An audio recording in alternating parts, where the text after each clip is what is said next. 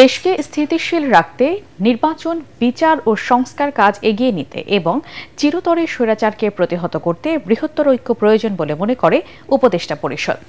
এক বিবৃতিতে উপদেষ্টা পরিষদ আরও জানায়, পরাজিত শক্তির ইন্ধনে এবং বিদেশি ষড়যন্ত্র দায়িত্ব পালনকে অসম্ভব করে তুললে সব কারণ জনসম্মুখে উত্থাপন করে পরবর্তী সিদ্ধান্ত নেবে সরকার। অনির্ধারিত রুদ্ধদ্বার বৈঠক শেষে পরিকল্পনা উপদেষ্টা জানান, সব প্রতিবন্ধকতা কাটিয়ে অর্পিত দায়িত্ব সঠিকভাবে পালনের নির্দেশ দিয়েছেন প্রধান উপদেষ্টা ডক্টর মোহাম্মদ ইউনূস। বিস্তারিত জানাচ্ছেন একরামুল হক সায়েম। নানা গুঞ্জন আর আলোচনার মধ্যে শনিবার একনেকে সভা শেষে অনির্ধারিত রুদ্ধদ্বার বৈঠকে বসে উপদেষ্টা পরিষদ। পরিকল্পনা কমিশনে প্রধান উপদেষ্টা ডক্টর মোহাম্মদ ইউনূসের সভাপতিত্বে অনুষ্ঠিত বৈঠকে চলমান রাজনৈতিক পরিস্থিতি নিয়ে আলোচনা হয়। এ সময় প্রধান উপদেষ্টা অর্পিত দায়িত্ব সঠিকভাবে পালনের নির্দেশ দিয়েছেন বলে জানান পরিকল্পনা উপদেষ্টা। বলেন, এই দায়িত্বের উপর নির্ভর করছে দেশের বহু বছরের ভবিষ্যৎ। স্বপ্রণোদিতভাবে এখানে আসেনি এবং এই দায়িত্ব খুব উপভোগ্য কোনো দায়িত্ব না। আগামী নির্বাচন এবং একটা সুশাসিত গণতান্ত্রিক ব্যবস্থায় উত্তরণের জন্য যে ধরনের একটা ক্ষেত্র তৈরি করা দরকার। পরে বিবৃতি দেয় উপদেষ্টা পরিষদ। এতে বলা হয়, অন্তর্বর্তীকালীন সরকারের উপর অর্পিত ৩টি প্রধান দায়িত্ব, নির্বাচন, সংস্কার ও বিচার বিষয়ে আলোচনা হয় উপদেষ্টা পরিষদের বৈঠকে। এসব দায়িত্ব পালনে বিভিন্ন সময়ে নানা ধরনের অযৌক্তিক দাবি দেওয়া, উদ্দেশ্যপ্রণোদিত ও এখতিয়ার বহির্ভূত বক্তব্য এবং কর্মসূচি দিয়ে যেভাবে স্বাভাবিক কাজের পরিবেশ বাধাগ্রস্ত করে তোলা হচ্ছে এবং জনমনে সংশয় ও সন্দেহ সৃষ্টি করা হচ্ছে, তা নিয়েও আলোচনা হয় বৈঠকে। দেশকে স্থিতিশীল রাখতে নির্বাচন, বিচার ও সংস্কার কাজ এগিয়ে নিতে এবং চিরতরে স্বৈরাচারের আগমন প্রতিহত করতে বৃহত্তর ঐক্য প্রয়োজন বলে মনে করে উপদেষ্টা পরিষদ। এ বিষয়ে অন্তর্বর্তী সরকার রাজনৈতিক দলগুলোর বক্তব্য শুনবে এবং সরকারের অবস্থান স্পষ্ট করবে। বিবৃতিতে আরও বলা হয়, শত বাধার মাঝেও গোষ্ঠী স্বার্থকে উপেক্ষা করে অন্তর্বর্তী সরকার তার দায়িত্ব পালন করে যাচ্ছে। যদি পরাজিত শক্তির ইন্ধনে এবং বিদেশি ষড়যন্ত্রে সরকারের দায়িত্ব পালনকে অসম্ভব করে তোলা হয়, তবে সরকার সব কারণ জনসমক্ষে উত্থাপন করে পরবর্তী সিদ্ধান্ত নেবে। আরও বলা হয়, অন্তর্বর্তী সরকার জুলাই অভ্যুত্থানের জনপ্রত্যাশাকে ধারণ করে, কিন্তু সরকারের সক্রিয়তা, সংস্কার উদ্যোগ, বিচার প্রক্রিয়া, সুষ্ঠু নির্বাচন ও স্বাভাবিক কার্যক্রমকে বাধাগ্রস্ত করে এমন কর্মকাণ্ড অর্পিত দায়িত্ব পালন করাকে অসম্ভব করে তুললে সরকার জনগণকে সঙ্গে নিয়ে প্রয়োজনীয় সিদ্ধান্ত নেবে।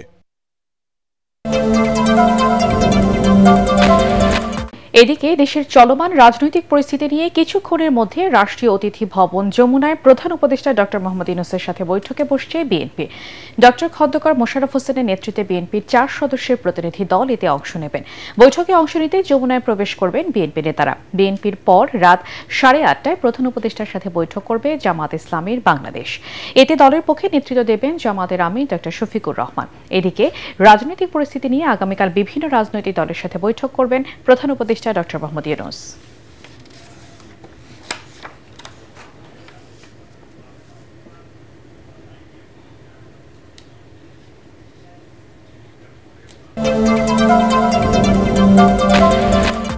দেশে 111-এর পুনরাবৃত্তির শঙ্কা করছে জাতীয় নাগরিক পার্টি এনসিপি। রাজধানী বাংলা মোটর কার্যালয়ে সংবাদ সম্মেলনে দলের আহ্বায়ক নাহিদ ইসলাম বলেন, কোনো অবস্থায় রাজনীতিতে সেনাবাহিনীর হস্তক্ষেপ কাম্য নয়। এ সময় রাজনৈতিক দল ও জনমনের স্বস্তি ফেরাতে একই সঙ্গে দ্রুত জুলাই ঘোষণাপত্র, বিচার, সংস্কার ও নির্বাচনী রোডম্যাপ ঘোষণা করতে সরকারকে আহ্বান জানায় দলটি। ইমদাদুল্লাহ বাবুর রিপোর্ট। ওয়ালটন আবারও মিলিয়নিয়ার অফারে ওয়ালটন ফ্রিজ কিনে আপনিও হয়ে যেতে পারেন মিলিয়নিয়ার। বিভিন্ন দাবি দেওয়ার আন্দোলন, রাজনৈতিক পরিস্থিতি ও নির্বাচনকে কেন্দ্র করে সারা দেশে চলমান অস্থিরতার মধ্যে দলের শীর্ষ নেতাদের নিয়ে জরুরি সংবাদ সম্মেলন ডাকেন জাতীয় নাগরিক পার্টি এনসিপির আহ্বায়ক নাহিদ ইসলাম। এখন আসলে সবার আগে প্রয়োজন একটা স্থিতিশীলতা। এতে তিনি বলেন, নির্বাচনের জন্য যেভাবে প্রধান উপদেষ্টাকে চাপ দেয়া হচ্ছে তাতে তিনি আর দায়িত্ব পালন করতে চাইছেন না। বাংলাদেশকে বারবার অনৈক্যের দিকে, বিভাজিত করার দিকে ঠেলে দিয়েছে প্রতিবেশী রাষ্ট্র এবং নানা ধরনের বাংলাদেশ বিরোধী শক্তি, পিছে মূলত রয়েছে আওয়ামী লীগ। বিএনপি সবসময় নির্বাচনের কথা বলে গিয়েছে, কিন্তু শুধু একটা জাতীয় নির্বাচনে এই গণঅভ্যুত্থানের পরে আমাদের একমাত্র আকাঙ্ক্ষা না। ডক্টর মোহাম্মদ ইউনূস যদি নির্বাচনের জন্য এরকম ভাবে চাপ প্রয়োগ করা হয়, তাহলে একটা নিয়ন্ত্রিত নির্বাচন হতে যাচ্ছে, এটাও তিনি সন্দেহ পোষণ করেছেন, ফলে এটার দায়ভার উনি নিতে চান না। এমন পরিস্থিতি চলতে থাকলে দেশের রাজনীতিতে আবারও গভীর সংকট আসন্ন বলে জানিয়েছেন এই জুলাই যোদ্ধা।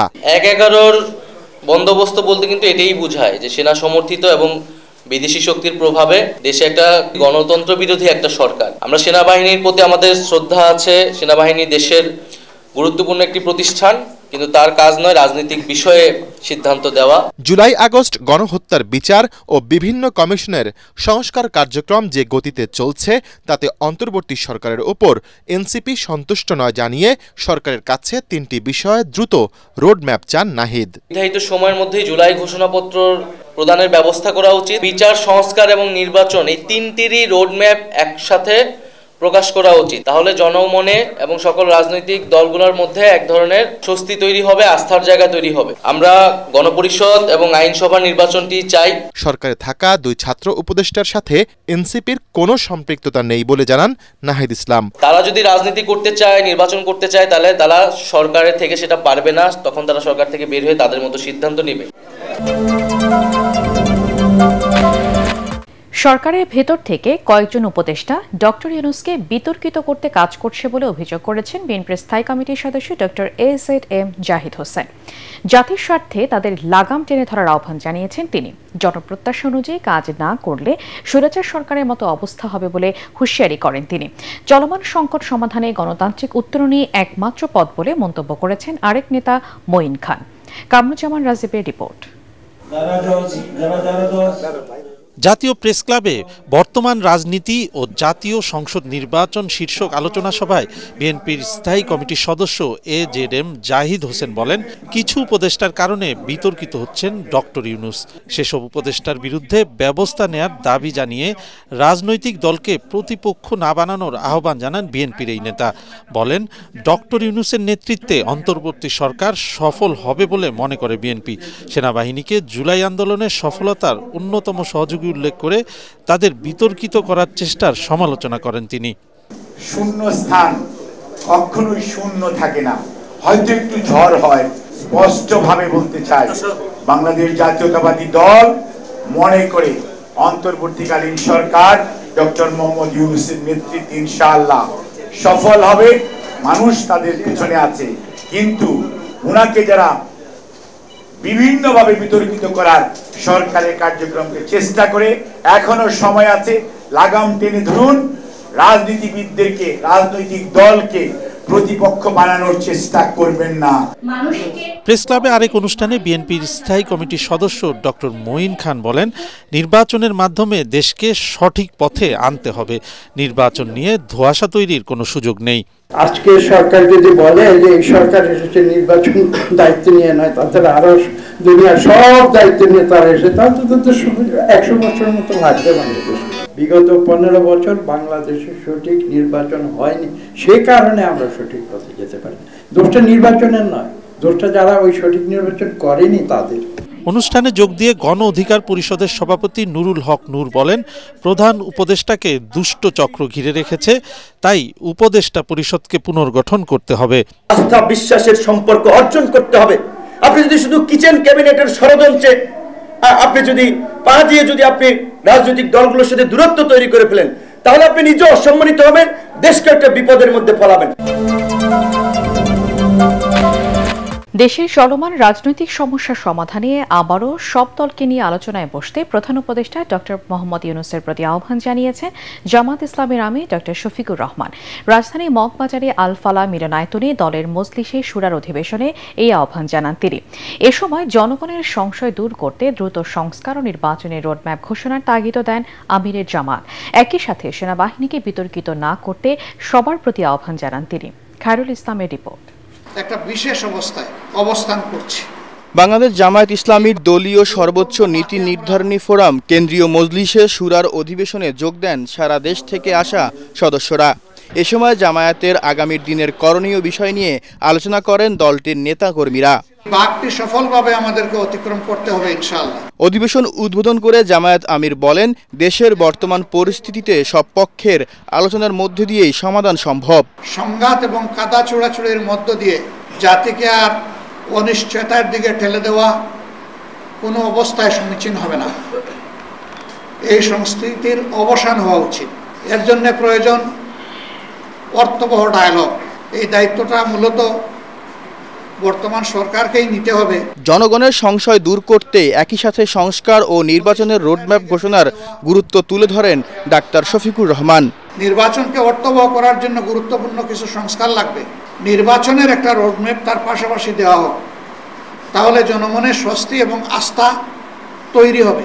এ সময় কথা বলেন সেনাবাহিনী প্রসঙ্গেও। সেনাবাহিনী আমাদের গর্বিত সেনাবাহিনী, ইতিহাসের গুরুত্বপূর্ণ বাঁকে তাদের অনেক মর্যাদাপূর্ণ অবদান রয়েছে। জুলাই আন্দোলনে হত্যা ও গুমের অপরাধীদের বিচার না হলে দেশ গভীর অন্ধকারে যাওয়ার আশঙ্কাও করেন আমিরে জামায়াত। যদি অপরাধীদের বিচার সুষ্ঠুভাবে না হয় তাহলে অপরাধ চক্র বৃদ্ধি পাবে।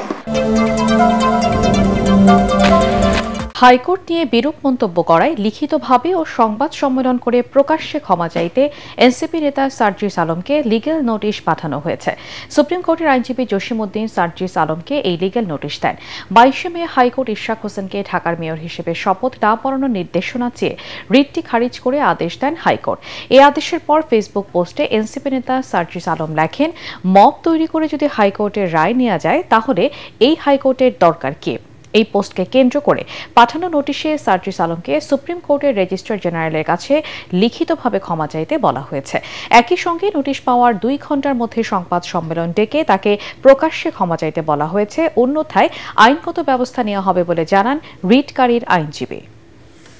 মিস্টার সার্জিস আলম তার ফেসবুকে একটা পোস্ট দিয়েছেন, যে পোস্টে বলেছেন মব তৈরি করে যদি হাইকোর্টের রায় নেওয়া যায় তাহলে এই হাইকোর্টের দরকার কি? আমি মনে করি এটা আদালত অবমাননার শামিল।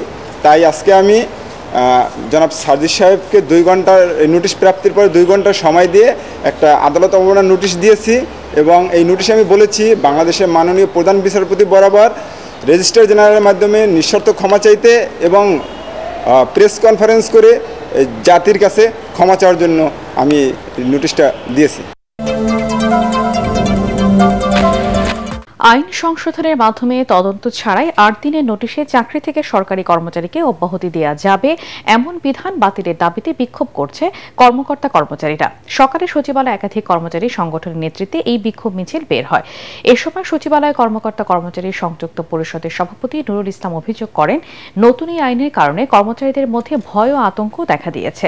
ছুটি নিয়ে অনুপস্থিত থাকলেও চাকরিচ্যুত হওয়ার সম্ভাবনা রয়েছে। আইন সংশোধনে কর্মচারীদের মতামত নেওয়া হয়নি বলেও জানান তিনি। সংশোধিত আইনটি বাতিল করা না হলে এ সময় কঠোর কর্মসূচি দেওয়ার ঘোষণা দেয় সচিবালয় কর্মকর্তা কর্মচারী সংযুক্ত পরিষদ। প্রশাসনের শৃঙ্খলা ফেরাতে সরকারি চাকরি আইন 2018 সংশোধন করে বিলুপ্ত হওয়া 1979 সালের বিশেষ আইনের বিধান যুক্ত করার উদ্যোগ নিয়েছে অন্তর্বর্তী সরকার।